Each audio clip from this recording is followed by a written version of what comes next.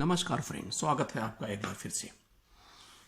Bank privatisation पिछले 2 महीने से जुलाई अगस्त ऐसा महीना था जहां पे हमेशा बैंक प्राइवेटाइजेशन के बारे में खबरें आती थी। अगर हम सारी खबरों को, घटनाक्रम को एक साथ जोड़ते हैं तो और ये डिसाइड करें, एनालिसिस करें कि क्या वाकई बैंक प्राइवेटाइजेशन होना पॉसिबल है, क्या संभावनाएं हैं। चलिए हम उस घटना की बात करते हैं जो 31 जुलाई को न्यूज आया कि नीति आयोग ने रिकमेंड किया है कि 3 सरकारी बैंकों को प्राइवेट कर दिया जाए। Bank of Maharashtra, Punjab and Sindh bank and UCO bank. उसके बाद DIAPM यानी direct department of investment and public asset management के सेक्रेटरी मिस्टर तुहिन पांडे ने यह स्टेटमेंट दिया कि now the government is gear for the privatization. और उनके हिसाब से अब बैंक मर्जर नहीं होगा बल्कि प्राइवेटाइजेशन होगा, ताकि हम अपने डी इन्वेस्टमेंट के प्रोसेस को और तेज कर सकें। फिर आया वित्त मंत्री का स्टेटमेंट कि 23 PSU को हम बेच के पैसा इकट्ठा करेंगे। उन्होंने ये साफ नहीं किया कि इसमें बैंक रहेंगे। फिर आया स्ट्रेटेजिक सेक्टर और non strategic sector. Strategic sector में 18 सेक्टर्स को इंक्लूड किया गया, इंक्लूडिंग बीमा एंड बैंक। और उसमें कहा गया कि गवर्नमेंट स्पीड अप करेगी कि बैंक का प्राइवेटाइजेशन हो, क्योंकि इसमें NPA ज़्यादा हैं और गवर्नमेंट को फंड्स चाहिए स्टेक सेल करने के लिए।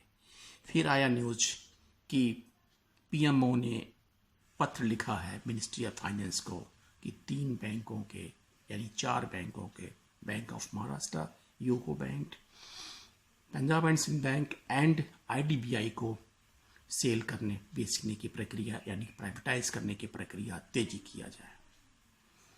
इन सब घटनाओं को देखते हुए फिर लगने लगा कि बैंक प्राइवेटाइजेशन होने वाला है, लेकिन अभी सब कुछ थम गया है। RBI के गवर्नर ने अपने स्टेटमेंट में कहा कि यदि बैंक को प्राइवेट करना होगा तो गवर्नमेंट विल डिसाइड इट। अगर RBI से राय मांगा गया तो RBI इसके बारे में अपनी राय गवर्नमेंट को देगी, लेकिन अभी ऐसा कोई हमारे पास प्रस्ताव नहीं आया है।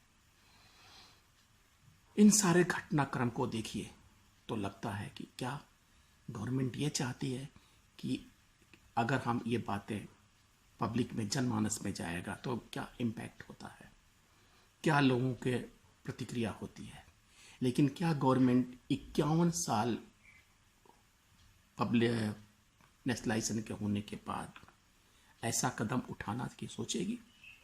शायद नहीं, क्योंकि गवर्नमेंट भी चाहती, अपनी लोकप्रियता कम नहीं करना चाहती है।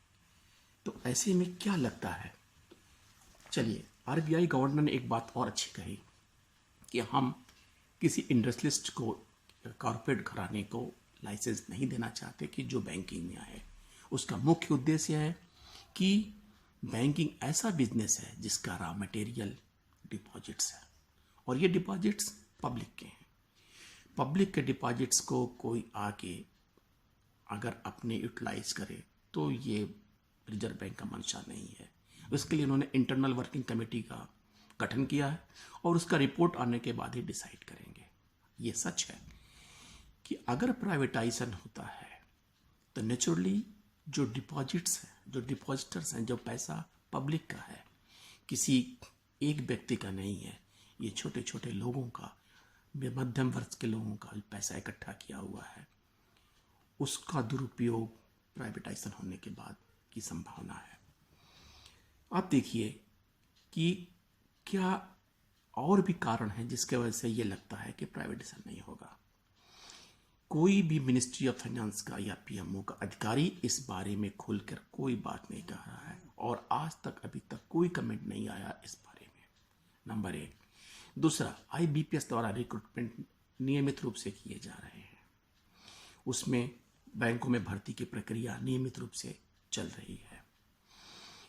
इसके अलावा रीऑर्गेनाइजेशन ऑफ बैंक्स की बात हो रही है। अभी आप बैंक ऑफ महाराष्ट्र ने अपने कुछ शेयर 831 करोड़ के शेयर इन्फ्यूज किए हैं, गवर्नमेंट को दिए हैं। फिर इसके बाद रिस्ट्रक्चरिंग मोरेटोरियम की बात चल रही है, जो एक कई लाख लोन का रिस्ट्रक्चरिंग होना है। मोरेटोरियम ने 6 महीने दिए हैं। बैंकों की हालत बहुत अच्छी होने वाली नहीं है सितंबर और अब आने वाले क्वार्टर्स में। तो क्या ऐसे में प्राइवेटाइज करने के लिए गवर्नमेंट इसको सेल करेगी या स्टेक रिड्यूस करने की बात सोचेगी? एमएसएमई सेक्टर में सुधार होने हैं। पीएम ने अपने मीटिंग में बैंकर्स को आश्वस्त किया था कि हम फाइनेंशियल सेक्टर को मजबूत स्टेबल करने के लिए हम सारे कदम उठाएंगे। ऐसे में ये प्रतीत नहीं होता है कि अभी प्राइवेटाइजेशन होने की संभावना है। मेरा अपना ओपिनियन नहीं, साथ इन सारे घटनाक्रम को देखने के बाद गवर्नमेंट अभी इस स्टेज में नहीं है कि ऐसी कोई कदम उठाए, ऐसी कोई सनसनीखेज कदम उठाए जिससे कि पब्लिक में उसका इमेज खराब हो और इकोनॉमी संभालने में दिक्कत हो। इसलिए अभी बैंक प्राइवेटाइजेशन होने की कोई संभावनाएं नहीं लग रही हैं, चाहे आपको किसी भी प्रकार के नेगेटिव न्यूज़ सुनने को मिले। थैंक यू दोस्त, आश्वस्त रहिए, एंजॉय करिए, और अगर अभी तक मेरा चैनल आपने सब्सक्राइब नहीं किया हो तो प्लीज़ करिए और अपने कमेंट्स ज़रूर लिखिए। हम आपके कमेंट्स का ज़रूर जवाब देंगे। Thank you friends.